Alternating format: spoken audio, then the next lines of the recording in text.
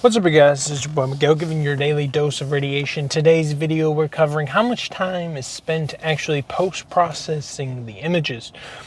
So to give you context, I'm an X-ray tech. I've been doing it for 4 years.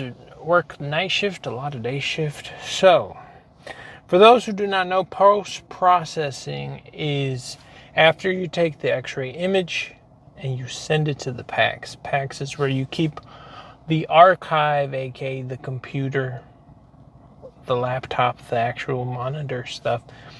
Once the image is sent, it goes like the online version, I guess you could call it. And there you can edit, you can either annotate, you can document, you can adjust the leveling and contrast, which is make it brighter, darker, and all the stuff, or change the orientation. So that can be done for all those. So majority of the times, post-processing, you'll end up doing it because either you weren't able to completely annotate everything on it, either because like you shot something, you're on to the next patient, like that, or there's certain stuff, certain software, certain programs that when you're actually taking the X-ray, it's either difficult or it's harder to make adjustments, or you just can't make adjustments on the actual X-ray system that you're shooting on. And some of the stuff has to be done via post-processing on the PACS unit and stuff like that. Now, depending on where you're at, certain stuff, like for instance, I work night shift at my place, all my adjustments have to be made on the actual X-ray unit on whichever machine, because all the post-processing we do afterwards does not get sent to the online radiologist that we have.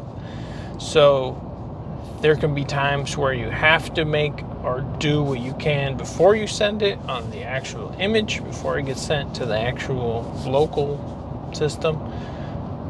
So the time will vary whether, if you do it or not. I would say majority of the times you'll want to do everything you can possibly on the actual X-ray machine unit, because if something gets sent to the legal, they'll be able to see it, like the raw picture will be there. So usually you'll want to always mark your images if possible, because those can't be removed post-processing and stuff like that.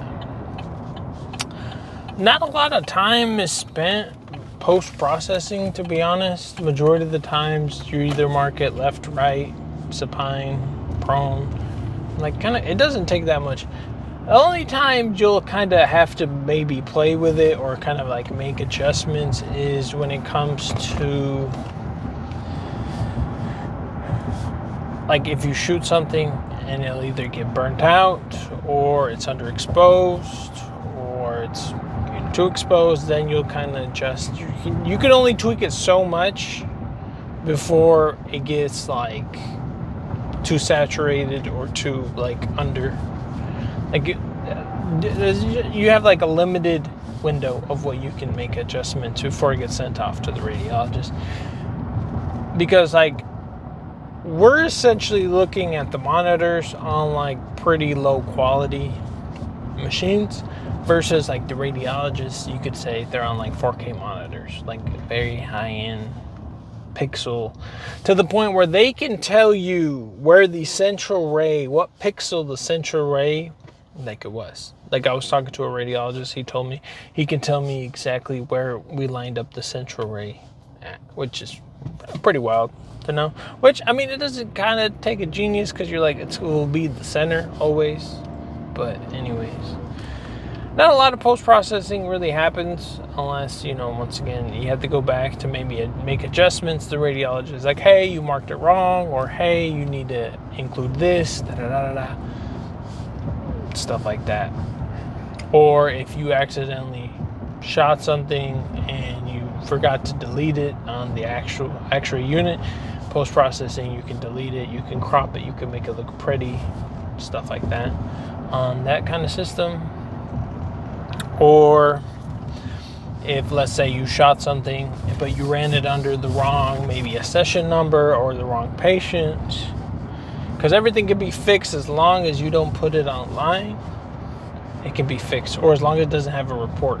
Even if you put it online, but you quickly realize that you messed up somehow and you just put it on hold, you can fix it. But as soon as it gets a report, or as soon as the RAD picks it up, then you're kind of either you have to call and tell the RAD, because as soon as it gets stamped with the infamous report, then it gets kind of tricky. It can be fixed, but then you have to talk to your manager and it gets more complicated. But yeah, it's been your boy Miguel. See you on the next one.